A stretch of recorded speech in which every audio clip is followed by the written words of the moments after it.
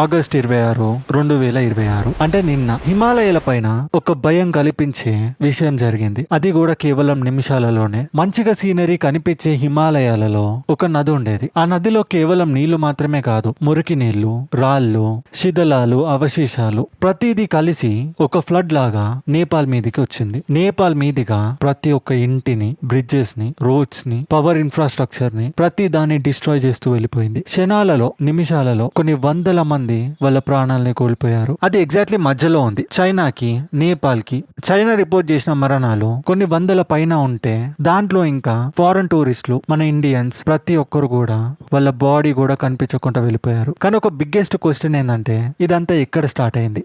ఉన్న పలంగా ఈ నీళ్లు, ఆ నీటితో పాటు అవశేషాలు, మట్టి, రాళ్లు ఇన్ని కలిసి ఎలా వచ్చాయి? ఇదేమి చిన్నగా డ్యామ్ దిగి నీళ్లు వచ్చినాయి అన్నట్టు కాదు. సైంటిస్ట్ ఎగ్జామిన్ చేసినప్పుడు వాళ్ళే షాక్ అయ్యారు. ఇది శాటిలైట్ తీసిన ఇమేజెస్, డిస్ట్రక్షన్ కి ముందు, ఇది తర్వాత. ఇంకా ఆశ్చర్యమైన విషయం ఏంటంటే ఈ డిజాస్టర్ కి, ఆ విలేజ్ కి కొన్ని వేల మీటర్ల దూరం ఉంది. అయినా గానీ అంత దూరంలో జరిగిన డిజాస్టర్ ఈ ఊరు దాకా వచ్చి ఊరునే ఖాళీ చేసింది. ఈ డిజాస్టర్ ని అర్థం చేసుకోవాలంటే మనం ఒక కొండెక్కాలి. అది నేపాల్ దగ్గర టిబెట్ బార్డర్ దగ్గర ఉంది. శాటిలైట్ అనాలిసిస్ ఎగ్జామిన్ చేసిన తర్వాత వాళ్ళకు తెలిసింది ఏంటంటే ఆ ఏరియా రఫ్లీ 5200 మీటర్ల పైన ఉంది సీ లెవెల్ కి. డిజాస్టర్ స్టార్ట్ అయ్యే ముందు ఒక గ్లేసియర్, అది హిమాలయకి అంటుకొని ఉంది. అది హిమాలయకి అంటుకొని ఉంది అంటే అది ఎంత ఎత్తులో ఉందో మీరు అర్థం చేసుకోండి. 5200 మీటర్లు అంటే బుర్జ్ ఖలీఫానే 828 మీటర్ల టాల్ ఉంది. 5000కి 800కి ఎంత తేడా ఉందో మీరు అర్థం చేసుకోండి.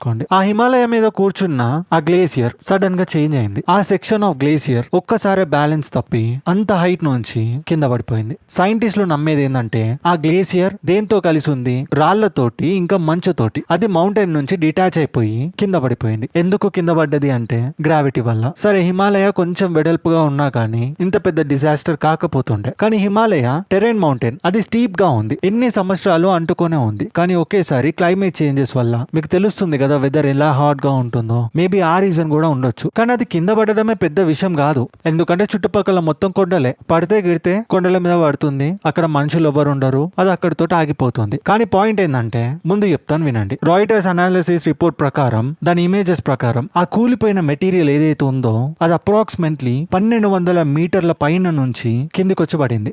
చెప్పిన కదా బుర్జ్ ఖలీఫానే 828 మీటర్ల హైట్ లో ఉంటుంది. కానీ ఇది 1200 మీటర్ల నుంచి కింద పడ్డది. ఇది ఎలా పనిచేస్తుందంటే ఒక్క రాయి ఎత్తైన మౌంటైన్ నుంచి కిందకు వచ్చేటప్పుడు దాంతో పాటు తాకిన మట్టిని, పక్కనున్న రాళ్లను కూడా తీసుకొని వస్తుంది. అదే పెద్ద మొత్తంలో చూసుకుంటే ఇది అంత పెద్ద మౌంటైన్ గ్లేషియర్, అది ఇంకెన్ని రాళ్లను, మట్టిని, చెత్తను తీసుకొని వస్తుంది. ఇక్కడ అసలైన పాయింట్ ఏంటంటే అది కిందికి వచ్చి పడ్డది ఒక నదిలో. ఇక అక్కడనే సిచ్యువేషన్ వరస్ట్ గా స్టార్ట్ అయింది. ఆ నది నేపాల్ నుంచి ట్రావెల్ చేస్తుంది. ఆ రివర్ పేరే లేండే రివర్. అప్పటి వరకు ఆ నది కామ్ గానే ఉండేది. కొంచెం కొంచెం నీళ్లు కలెక్ట్ అయ్యేవి. అవి నేపాల్ లేండే రివర్ ద్వారా మూవ్ అయ్యేవి. వాటి వల్ల అక్కడ నేచురల్ డ్యామ్ లాగానే మారింది. ఓకే, ఒక ప్రకారంగా ఆలోచిద్దాం. ఇమాజిన్ చేసుకోండి, జయంట్ వాల్ ఉంది, రాళ్లతో కట్టేశావు, వాటర్ ని ఆపినావు. దానంతా మాత్రాన రివర్ అక్కడ నుంచి మాయమైపోదు కదా. ఆ నీళ్లు పైన నుంచి వస్తున్నాయి హిమాలయాస్ నుంచి, కానీ కొంచెం కొంచెంగా వస్తున్నాయి. మనుషులకు ఎంత అవసరం ఉంటుందో అంతే వరకు. ఫస్ట్ ఆ గ్లేషియర్ పడగానే ఆ నేచురల్ డ్యామ్ అనేది కొంచెం రెసిస్ట్ చేసింది. తర్వాత వాటర్ లెవెల్ ఇంక్రీజ్ అవ్వడంతో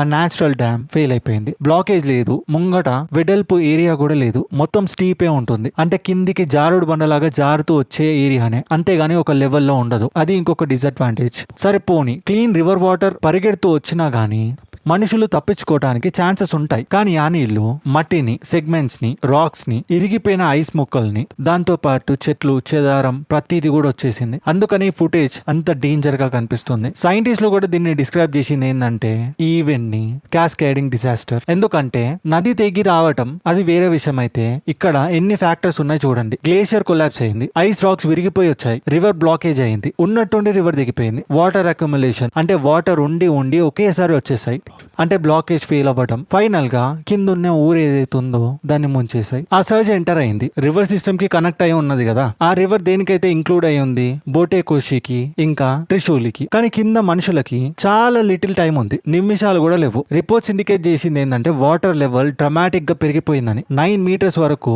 హైలో పెరిగింది. ఇంకా డౌన్ స్ట్రీమ్ గా ఉంది కాబట్టి అర్ధ గంటలో మొత్తం ఏరియాని ముంచేసింది. ఒకసారి ఇమాజిన్ చేసుకోండి, మనమే ఒక రివర్ పక్కన ఉన్నాం, మంచిగా సీనరీ ఉంది అని ఎంజాయ్ చేస్తున్నాం. ఉన్న ఉన్న 20 seconds లో వాటర్ తో పాటు మడ్, రాళ్ళు, చెట్లు అన్ని రోడ్లని బిల్డింగ్లని నింపేశాయంటే ఆ ఇమేజ్ ఎంత భయంకరంగా ఉంటుంది. అంటే పరిగెట్టడానికి కూడా ఛాన్స్ ఉండదు. నువ్వు ఎంత పరిగెట్టినా గానీ ఒక చిన్న రాయి ముక్క ఆ ఫోర్స్ లో నీకు వచ్చి దాకిందంటే నువ్వు స్పాట్ లా. ఇంకా ట్రాజిక్ రీజన్ ఏంటంటే ఈ డిజాస్టర్ ఇంత సీరియస్ గా అవ్వడానికి నేపాల్ టిబెట్ బార్డర్ ఎంటీ లేదు. అంటే కింద మనుషులు లేరని కాదు, అందరు మనుషులు ఉన్నారు. అదొక ఇంపార్టెంట్ బార్డర్ క్రాసింగ్ కి కూడా పేరు. రూట్స్ అయినా ట్రావెల్ చేయడం అయినా చైనా నుంచి నేపాల్ కి, నేపాల్ నుంచి ఇండియాకి. అందుకనే వందల మంది టూరిస్టులు ఆడికి వస్తారు ఆ బార్డర్ రీజియన్ ఉందని. అందుకనే సెవెరల్ కంట్రీ పీపుల్ కూడా ఇక్కడ మిస్సింగ్ ఉన్నారు. మన ఇండియన్స్ అయితే అతి ఎక్కువగా. నేపాల్ రసువా డిస్ట్రిక్ట్ ఆ చుట్టుపక్కల ఏరియాస్ బ్యాడ్ గా ఎఫెక్ట్ అయినాయి. కమ్యూనికేషన్స్ లేవు, రోడ్ ఇంకా ఇన్ఫ్రాస్ట్రక్చర్ కంప్లీట్ గా డ్యామేజ్ అయిపోయింది. హెలికాప్టర్స్ వచ్చినా గానీ ఎక్కడ ల్యాండ్ అవ్వాలి కూడా తెలియదు. ఎందుకంటే మొత్తం రాళ్లతోటి నీళ్లతోటి నిండిన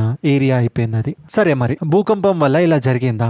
ఇక్కడనే మనం కేర్ఫుల్ గా ఉండాలి. ఎర్త్క్వేక్ కూడా వచ్చింది, 4.4 రికార్డ్ అయింది. కానీ ఆ డిజాస్టర్ టైమ్ లోనే రికార్డ్ అయింది. అప్పుడు అందరు ఏమనుకుంటారు, ఆ ఎర్త్క్వేక్ వల్లనే మౌంటైన్ ట్రిగర్ అయిపోయి మౌంటైన్ మీద నుంచి గ్లేషియర్ వచ్చి నీళ్ళలో పడ్డది అనుకుంటాం. పాసిబుల్ అవ్వచ్చు, కానీ ఆగస్ట్ 26 సైంటిస్టులు దాన్ని కంక్లూడ్ చేయలేరు. ఎర్త్క్వేక్ వల్లనే ఆ గ్లేషియర్ పడ్డదని చెప్పి. మేబీ ఆ గ్లేషియర్ పడటం వల్ల కూడా ఎర్త్క్వేక్ రావచ్చు కదా, అది కూడా 4.4. నేను ముందుగా చెప్పినట్టే హై టెంపరేచర్ వల్ల కూడా రావచ్చు. లేదా గ్లేషియర్ ఎంత కాలం అని చెప్పేసి ఆ దానికి పట్టుకొని ఉంటుంది హిమాలయ మౌంటైన్ కి. హిమాలయస్ మేజర్ చేంజెస్ ని ఎక్స్పీరియన్స్ చేస్తుంది. టెంపరేచర్ రైజెస్ అయినా తగ్గటం అయినా. రెస్క్యూ ఆపరేషన్స్ ఇంకా కంటిన్యూ అయితేనే ఉన్నాయి. ప్రజలైతే చాలా మటుకు మిస్ అయిపోయినారు. అక్కడ నుంచి పరిగెట్టడానికి కూడా ఛాన్స్ లేదు. సైంటిస్టులు కూడా స్టిల్ రీసెర్చ్ చేస్తున్నారు అసలు గ్లేషియర్ ఎందుకు కొలాప్స్ అయింది అని. ఇదేమి స్టోరీ అయిపోయిందని కాదు, కానీ ఒక విషయం మాత్రం క్లియర్ ఉంది. కొండ కింద ఉన్న మనుషులు అంటే నేపాలీ వాళ్ళు ఆ సీన్ ని ఎలా ఊహించుకొని ఉంటారు. వాళ్ళనే కాదు, ఇంకా చాలా మంది ఉంటారు గ్లేషియర్స్ కింద, డ్యామ్స్ దగ్గర. చిన్నగా ప్రకృతి అటు ఇటు అయినా గానీ సెకండ్స్ లో ప్రాణాలు గాల్లో వెళ్ళిపోతాయి. బ్రతుకున్న వాళ్ళు ఏం చేస్తున్నారు, ఎవరింట నుంచి కొట్టుకొచ్చిన సిలిండర్లు ఉంటాయి, వాళ్ళ వస్తువులు ఉంటాయి, అవి దొంగతనం చేయడానికి నదిలో దిగుతున్నారు, తీసుకుంటున్నారు. మనుషుల గురించి ఎవ్వరు కూడా పట్టింపు లేరు. అందుకనే మనం బ్రతుకున్నంత కాలం సేఫ్టీ కోసం చూసుకోవాలి. ఎటు నుంచి ఏది వస్తుందని మనం చెప్పలేము, కానీ మనం గమనిస్తూ ఉండాలి ఏ విషయాలు ఎలా చేంజ్ అవుతాయని. మనం పోయిన తర్వాత ఎవరొచ్చి మనకు కాపాడరు, ఎవరొచ్చి కూడా మన బాడీని కూడా ఎత్తుకలేరు. కానీ మనకున్న సామాన్లు తీసుకొని వెళ్ళిపోతారు.